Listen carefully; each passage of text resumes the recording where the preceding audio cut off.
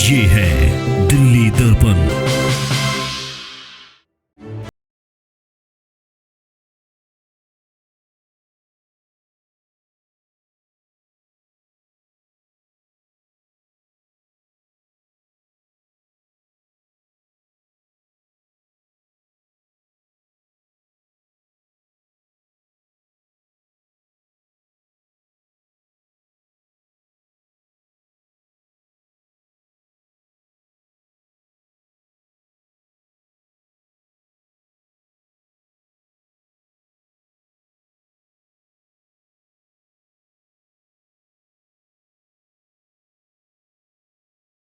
Court के बाद की प्रो शूटिंग है, फिलहाल 354 मुकदमा दर्ज होगा इस पर। नमस्कार, मैं हूं राजेंद्र स्वामी और आप देख रहे हैं दिल्ली दर्पण टीवी। आज मैं आपकी मुलाकात एक दबंग पत्रकार से कराता हूं। नमस्कार। इसकी उम्र पर मत जाइए, इसके कारनामे बड़े हैं। मुझे इसको देख करके अपने उन दिनों की याद आती है जब मैंने भी पत्रकारिता शुरू की थी। बहुत ज़बरदस्त, बहुत दिलेरी के साथ ये न केवल स्थानीय मुद्दों को उठाते हैं बल्कि पोल खोल अभियान एक चलाए हुए हैं। जैसा कि जानते हैं कि देश में बेरोज़गारी एक बहुत बड़ा मुद्दा है, एक बहुत बड़ी समस्या है, लेकिन इस आपदा को भी अवसर में बदलने वालों की कमी नहीं है। एक बहुत बड़ी संख्या ऐसे रैकेटरों की है, ऐसे गिरोह की है, गैंग की है जो बेरोज़गारों को रोज़गार दिलाने के नाम पर उन्हें ठगते हैं, उनसे चीटिंग करते हैं। तो ऐसे ही फ्रॉड जॉब्स के कई गोरख धंधों का खुलासा हिमांशु मुदगल मेरे साथ है, इसने किया है। कई अलग अलग इलाकों में, नॉर्थ दिल्ली की हम बात करें, वेस्ट दिल्ली की हम बात करें, लगभग 5 से 6 ऐसे गोरख धंधेबाजों के धंधे ये बंद करा चुके हैं, उनके ऑफिस पर ताला लगा चुके हैं। लेकिन इन्हें दिक्कत तब आई जब बीते 8 दिसंबर को मूलचंद में चल रहे एक ऐसे ही कार्यालय में पहुँचे जहाँ पर इसी तरह का फ्रॉड जॉब का धंधा बड़ी तेज़ी से पनप फूल रहा था। ये एक शिकायतकर्ता को लेकर वहाँ पहुँचते हैं। जैसा कि आपको पता है, बड़ी संख्या में शिकायतकर्ता इन्हें कॉल करके बुला रहे हैं और अपनी व्यथा सुना रहे हैं। तो ऐसी ही एक महिला ने भी बताया कि उसके साथ भी फ्रॉड हुआ। बहुत सारे ऐसे लोग हैं जो उस मूलचंद में जो गिरोह चल रहा था उसके शिकार हुए हैं। तो ये हमेशा की तरह जैसा कि इनका मिजाज है, दबंगता और दिलेरी के साथ वहाँ पहुँचे उस महिला शिकायतकर्ता के साथ। सबसे पहले इन्होंने पुलिस को कॉल की, लेकिन पुलिस इन तक पहुँचती इससे पहले वो लोग इन तक पहुँच गए जो बदमाश, जो दबंग थे। उनके कारनामे मैं आपको दिखाऊंगा, बीच बीच में किस तरह की धमकियां इनको दे रहे थे वो भी बताऊंगा। लेकिन सबसे पहले तो मैं पूछता हूं कि उस दिन 8 दिसंबर था, हिमांशु, क्या हुआ था, थोड़ा सा बताइए। मैं आपको पूरा मामला समझा देता हूं सर। मैं दिल्ली के अंदर लगातार जॉब फ्रॉड कवर करता हूं। इससे पहले द्वारका में हो, जनकपुरी में हो, नेहरू प्लेस में हो, बिकाजी कामा पैलेस में हो, पीरागढ़ी में हो, 5 ऑफिसेस बंद करवाया। ये 6ठा ऑफिस था मूलचंद, जिसे मैं बंद करवा चुका हूं। पर यहाँ पर खबर जब करने गया तो निराशा हाथ लगी, क्योंकि मेरे चेहरे पर लगातार तमाचे लगते रहे। मेरा जो कैमरा था वो छीन लिया गया, मेरा जो माइक था वो छीन लिया गया। फिलहाल मैंने नया माइक भी खरीदा है। आप सोचिए, मेरे ऊपर मारा गया हर एक हाथ एक पत्रकार पर नहीं मारा गया था, बल्कि लोकतंत्र के चौथे स्तंभ पर मारा गया था। जो बार बार जिस तरीके से मेरे कैमरामैन की कॉलर पकड़ी जा रही थी, जिस तरीके से लगातार सड़क पर परेशान किया जा रहा था पत्रकारों को, और मैं जब इस न्यूज़ को कवर कर रहा था उस वक्त ये लोग इतने ज़्यादा फिर डर भी गए कि ये लोग मौके से फिर अपनी स्कूटी से फरार हो गए। उस स्कूटी का नंबर मैंने नोट कर लिया। उसके बाद फिर मैंने मौके पर पुलिस को बुलाया, और जब पुलिस वहां पर पहुंची तो पुलिस को मैंने पूरी घटना बताई कि मैं यहां पर जॉब फ्रॉड कवर करने आया था और मेरे साथ ऐसा ऐसा पूरा मामला हो गया है। उसके बाद जब पुलिस वहां पर आती है, सब लोग वहां से फरार हो जाते हैं। इन लोगों ने एक वीडियो शूट किया और वो वीडियो सोशल मीडिया पर तेज़ी से वायरल होने लगा। इन्होंने बोला कि झलकों का हिमांशु, क्योंकि इसी हिसाब से मुझे लोग जानते हैं, और उसके ऊपर हाथ उठाया है, वो पिटा है, ऐसी ही खबर कर रहा था। और कहीं ना कहीं इन्होंने सोचा कि मेरे को मारेंगे, अब मैं पीछे हट जाऊंगा, अब मैं फ्रॉड नहीं दिखाऊंगा। पर अब हौसला और मिल गया है, क्योंकि अब आप सोचिए, इतने पुराने पत्रकार आप हैं, 22 से 25 साल आपको हो गए हैं मीडिया फील्ड में। आप जैसे पत्रकार मुझे सपोर्ट कर रहे हैं, लगातार उनके चैनल्स पर मैं बोल रहा हूं, और दिल्ली का नंबर 1 चैनल है दिल्ली दर्पण टीवी, यहाँ पर मैं बोल रहा हूँ। आप सोचिए, लगातार लोगों का सपोर्ट मुझे मिल रहा है, प्यार मुझे मिल रहा है, तो आखिर डरने की क्या ज़रूरत है। अब जो जॉब फ्रॉड होगा इसको हम और मजबूती के साथ उठाएंगे, काफ़ी सारे चैनल्स के साथ जाएंगे। ये जो लोग मूलचंद में जॉब फ्रॉड चला रहे थे, अब इनका एक और दफ्तर चल रहा है जो कि पश्चिम बिहार की ज्वाला हीरी मार्केट में चल रहा है। आपको मैं साफ तौर से बता दूं, वहाँ पर युवा जाते हैं, उनके उनके साथ ठगी की जाती है। लगातार कंप्लेनेंट्स मेरे पास आ रहे हैं, मैं उनको भी चैनल पर लाऊंगा और जल्द हम वहाँ पर भी जाएंगे और हम दिखाएंगे। और वहाँ के सुनने में आ रहा है कि वहाँ के जो बीट वाले हैं वो मोटा पैसा ले रहे हैं और उन्हें साफ तौर से कहा है कि हिमांशु आएगा तो हम देख लेंगे। तो कहीं ना कहीं उन बीट वालों के लिए ये संदेश जरूरी है कि किसी के ऑफिस को बचाने की गारंटी पुलिस को नहीं लेनी चाहिए। मैं बताना चाहता हूँ कि ये पुलिस की जिम्मेदारी है।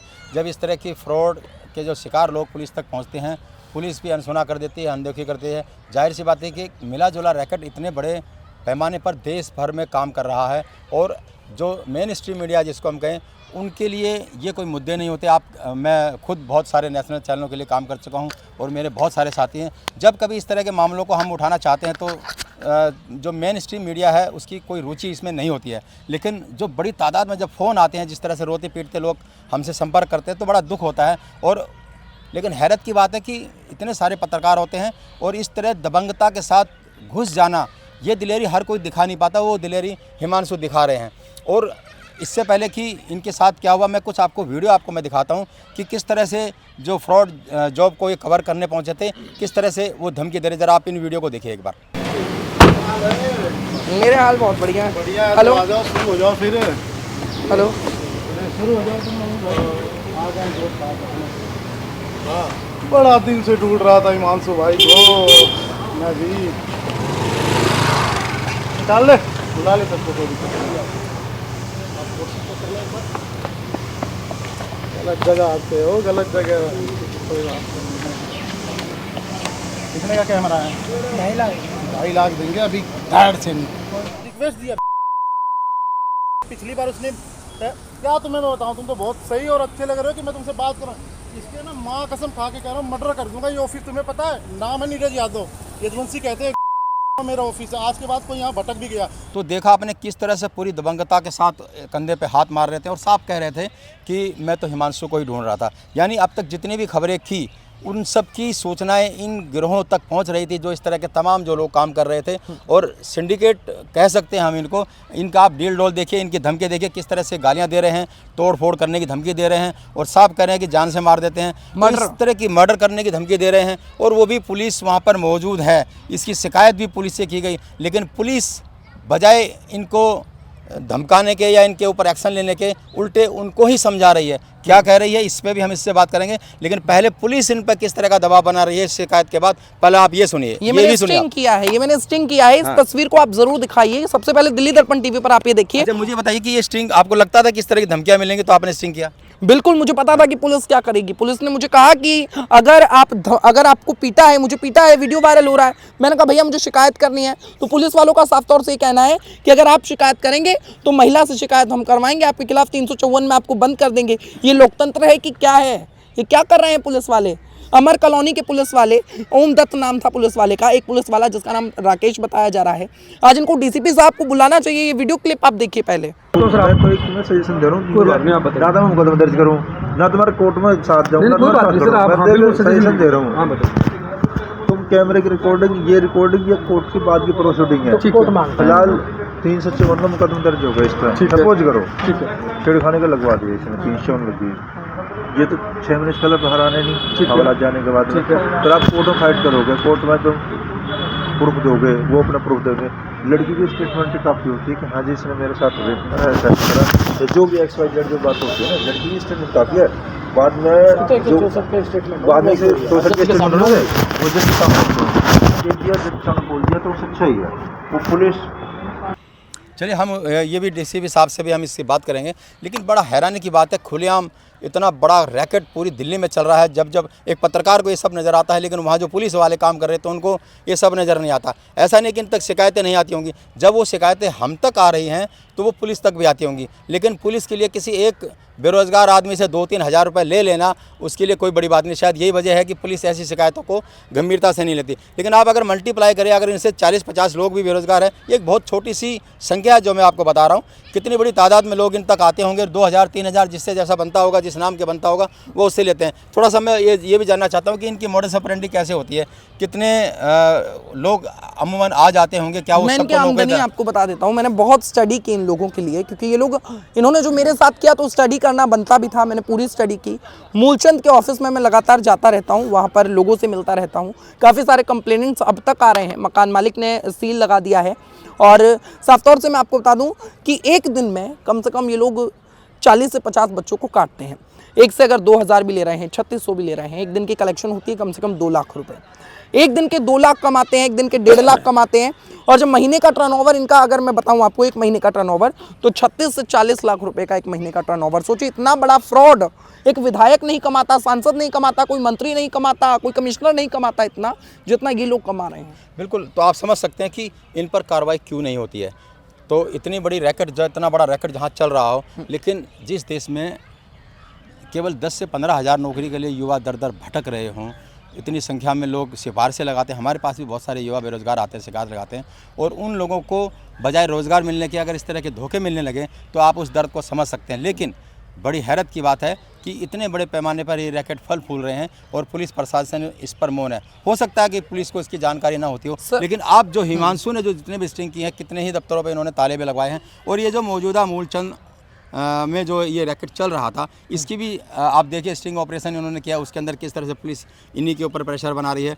और जो सबसे बड़ी बात, जो दबंग इन्हें धमकी दे रहे हैं, आप पहले मैंने आपको ये वीडियो सुनवाई भी थी, और किस तरह से खुलेआम इनको मारने की का नाम सर, इस व्यक्ति का नाम है नीरज यदुवंशी। वहाँ पर एक लड़की मौजूद थी जिसका नाम हर्षी है। वहाँ पर एक और बंदा मौजूद था जिसका नाम ध्रुव बताया जा रहा है, और भी बहुत सारे लोग वहाँ पर मौजूद थे जिनके नाम हनी बताए जा रहे हैं। ऐसे लोग जो अभी पश्चिम बिहार में खड़े हैं, सरेआम खड़े हैं। मैं पुलिस को बता रहा हूँ ये चीज़, आप करिए, जाके अरेस्ट करिए ना पश्चिम बिहार जाकर। पर अभी मैं कहीं ना कहीं इन लोगों को छोड़ दे रहा हूँ।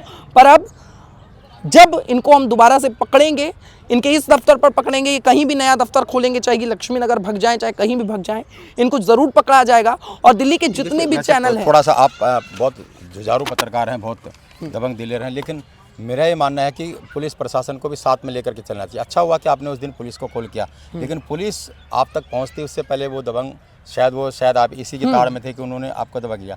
लेकिन कानूनी कार्रवाई इसके खिलाफ चाहिए। आपने कोई पुलिस कंप्लेंट दी है इसके खिलाफ? बिल्कुल, मैंने कंप्लेन दी है, स्क्रीन पर दिखा दीजिए आप भी, और मैंने आपको दिया है व्हाट्सएप पे भी। और ये देखिए, कंप्लेन मैंने दी है और रिसीविंग इसकी हो चुकी है। मुझे मैसेज आया है। मैं जब आईओ को कॉल करता हूँ तो आईओ साहब कहते हैं कि मैं राजस्थान में हूँ और कोई बात करने को तैयार नहीं है पुलिस वाले। इनकी तरफ से मुझे कोई भी संतुष्टि नहीं मिल रही है। और ऐसा भी नहीं है कि हमारे कोई लिंक नहीं है, अगर हम चाहें तो इन्हें गिरफ्तार नहीं करा सकते।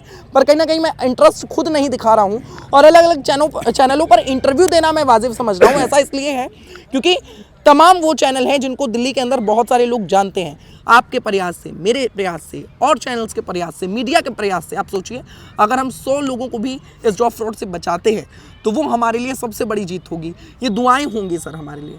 देखिए, बिल्कुल मैं बड़ा प्रभावित हूँ इससे। मुझे भी ये काम करने चाहिए, टेक्निकली इन मुद्दों को उठाना चाहिए, इनके खिलाफ मुहिम चलानी चाहिए।